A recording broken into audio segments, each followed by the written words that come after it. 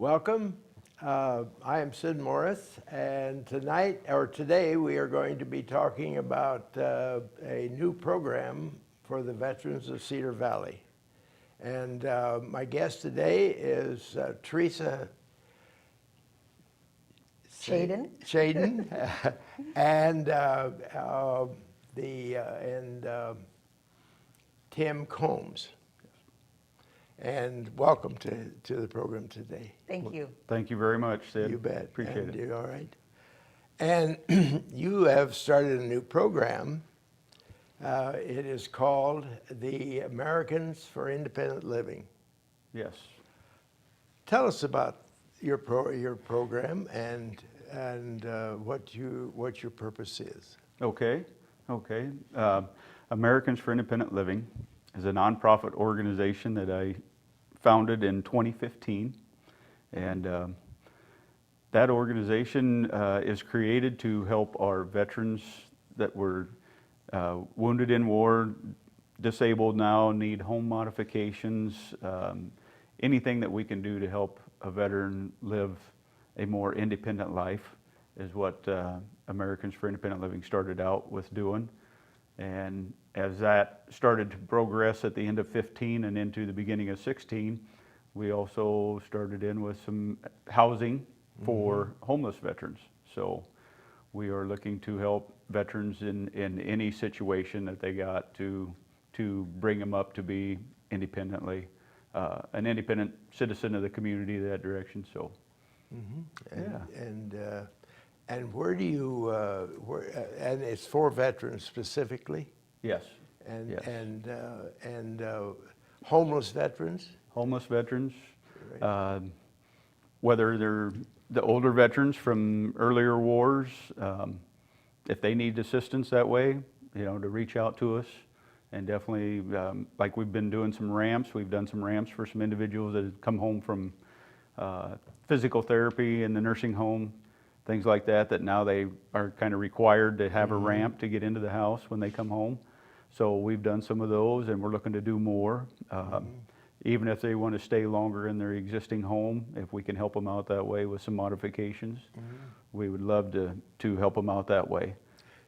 So you're the CEO. Teresa, what is your... I'm the Director of Operations.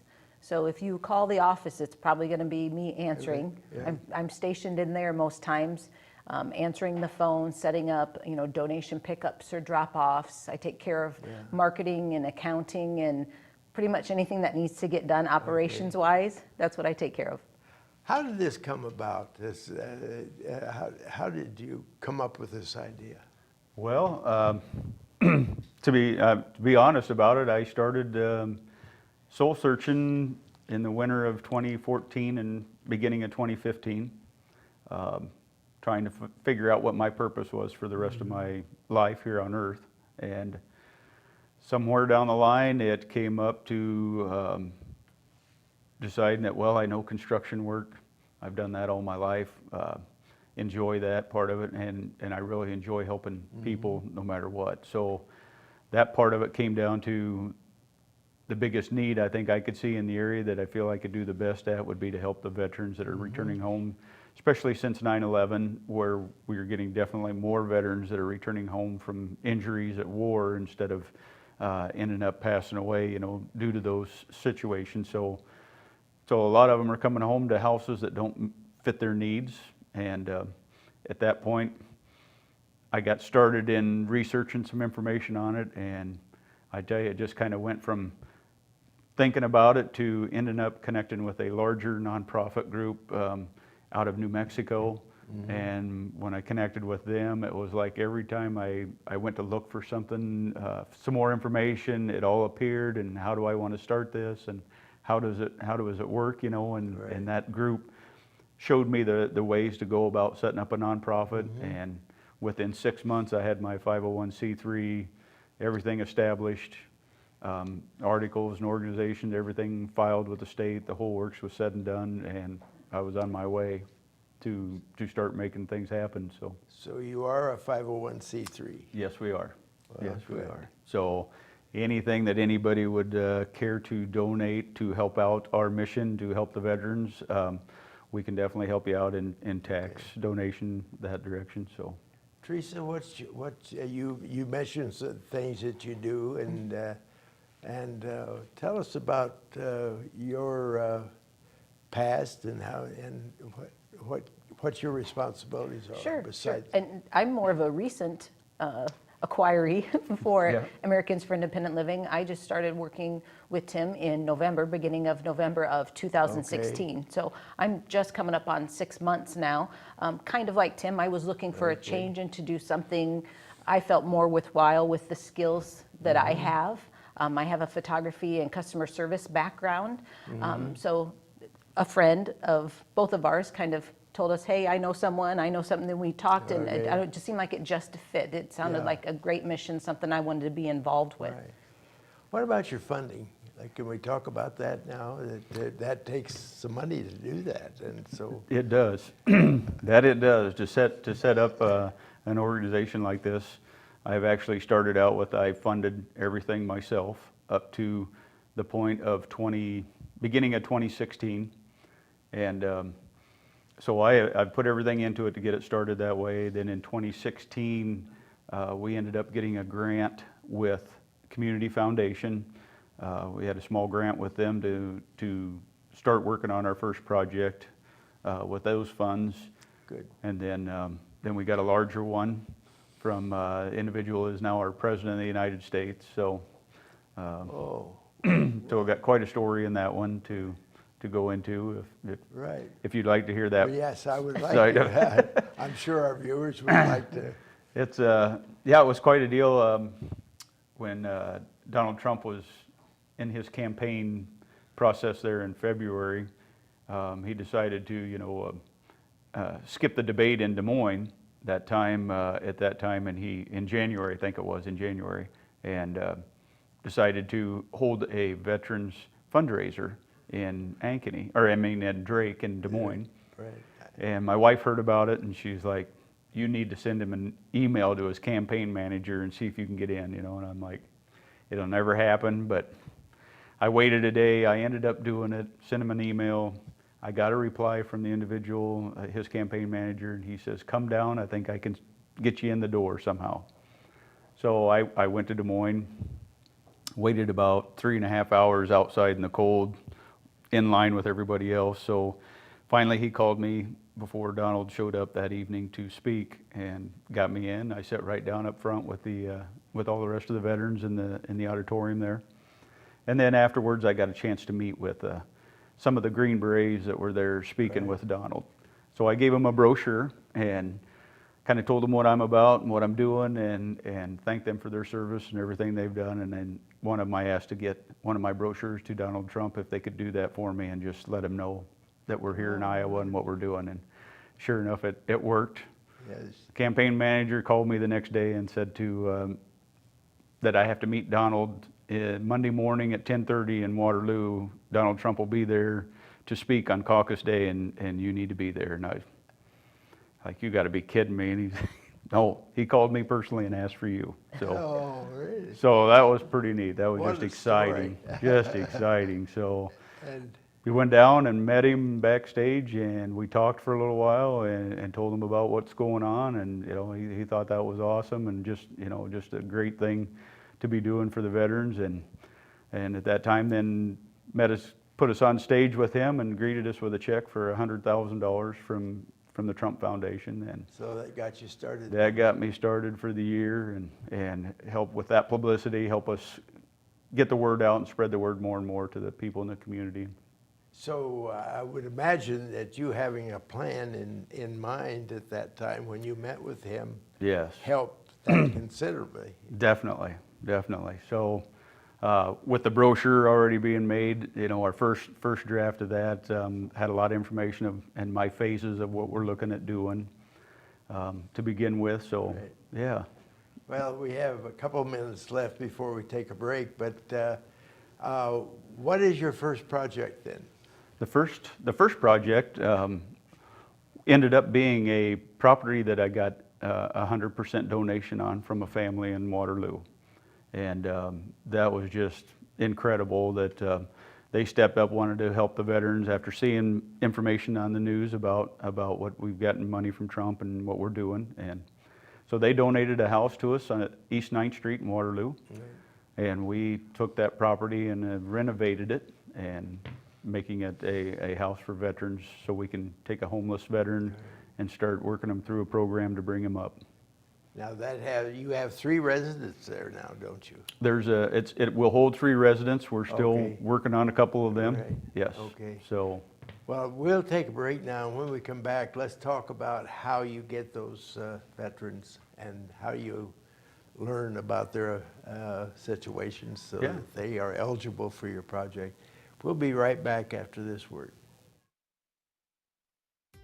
We all know that the Cedar Valley is a great place to live and work. And there are many individuals and organizations that are doing their part to improve the quality of life for everyone that calls this their home. On Serving the Valley, we sit down with these service organizations to learn more about different projects and events that need your support. We all need to do our part to help out our community. Tune into Serving the Valley to learn more. From the world wars to Korea, Vietnam, to the Persian Gulf, Afghanistan, and Iraq, they saw what few others ever saw. But many veterans don't talk about their experiences. It may be because you've never asked. Learn what you can't always find in the history books. Interview a U.S. veteran in your community and submit their audio or video interview to the Library of Congress Veterans History Project. Or share their stories by contributing their original photos, letters, or military documents. Participate so that future generations may hear directly from those who served and better understand the realities of war. Download a field kit from our website and find out how you can play a role in preserving history.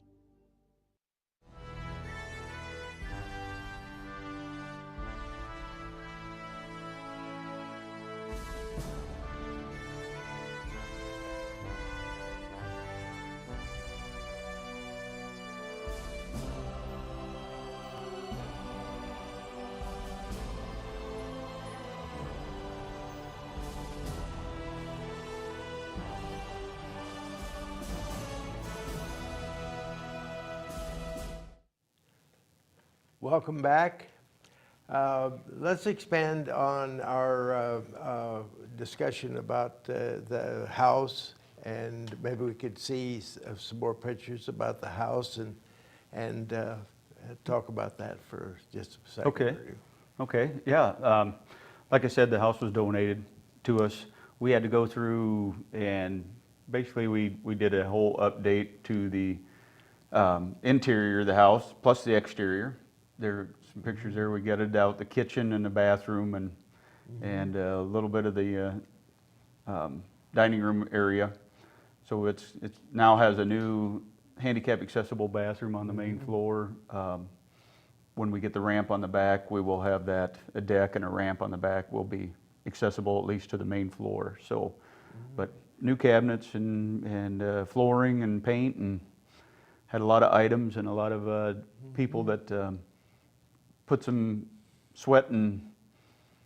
blood, sweat, and tears, I guess, into it, helping me get the project completed when we got started with it. So, a big thanks to the people in the community that helped me do this project, and it was just unbelievable for that kind of help, let alone the material donations that we've received, and the time spent by the people. Teresa, let's talk about the furniture aspect and donations for furniture and that sort of thing. And we kind of stumbled upon creating this program, Furniture for Veterans. The community has been so great with donating household items or furnishings to put into the home, and then this other property in Evansdale, the 11-bedroom one that I'm sure we'll talk about a little bit more. But as we've been collecting those and filling up the house, we also realized that when veterans are done being homeless and getting into permanent housing, hopefully, that they can continue on in that independent lifestyle, they go there, they don't have anything. They don't have the can opener, they don't have towels, they don't have furniture. So with the donations that we've received, we've been able to help some veterans get those basic items so that they can go in there and feel like they're in a home again, at least starting off with the basic items. Right. So what we're trying to do is expand this program more to continue hopefully getting people to give us their donations as they've been so gracious to do, Right. so that we have these things. Besides filling the homes, we have these here, so when we hear about the veterans from the referrals that are moving on, we can give them those items. Someone who had furniture they would like to donate, how do they go about donating that to you? Just call our office, Americans for Independent Living. Our contact information, the phone number is 319-243-9932, or they can email us at afil@afiliowa.org. Look us up on our website, see what it is. On Facebook also, we list some items in those locations that we are looking for next, kind of the hot items that we're looking for, but anything, we'll take anything. I tell people we'll take anything from a can of soup to a jet airliner. So we'll do all aspects of charitable giving. Now, you have a relationship with Goodwill. Yes. And what's their involvement with the organization? We had gotten contacted from Goodwill once our house was getting closer to being finalized. Goodwill, I know, had started a location in Cedar Falls to help homeless veterans out that direction. And Dave Boyd reached out to us and wanted to get together and see if there was a way that they could help our organization do what we're doing. And since we are more in the housing side of it, they are looking to be more in the service side of providing services for the veterans. So we got together and kind of communicated on how both of us are doing what we're doing, and decided to set up a little partnership with them, just in that I will provide the housing side of things for our veterans, and Goodwill then will provide services. So Right, and their services could be work experience or work training.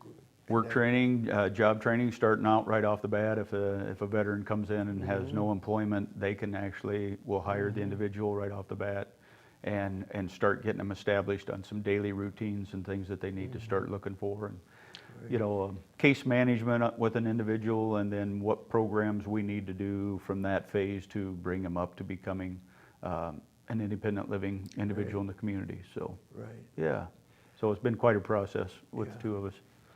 And where would they take the furniture if they have furniture to donate to you? Like Tim said, first they can call and let us know what they have. Okay. And then if it's something larger or a large quantity, we're happy to come pick it up. And you do that Yes, then? yes.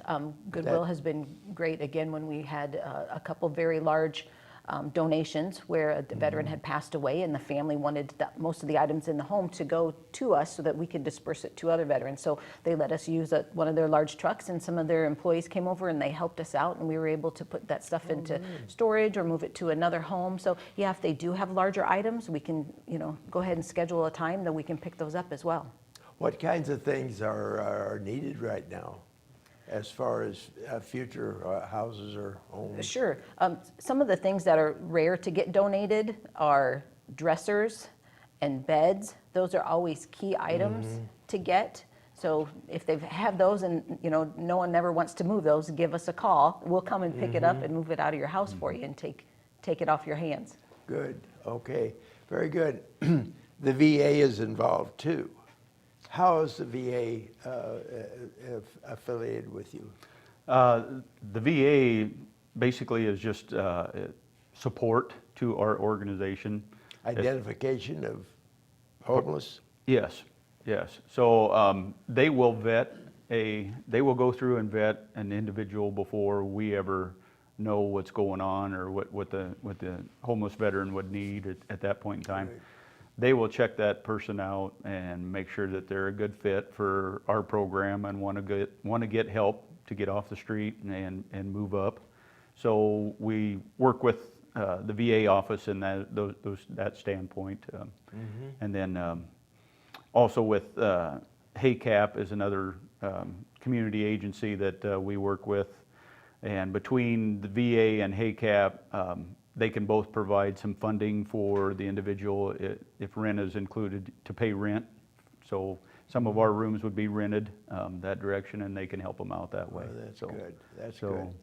Yeah. I think it's really neat when 3 or 4 organizations work together Yes. for a goal like providing homes Yes. for our Takes veterans. it takes a collaborative effort from everybody to, to make things like this happen, especially in a big need that's in a community, whether it's a large community or a small community. It still takes, it's a less burden on each one if everybody can pitch in and help.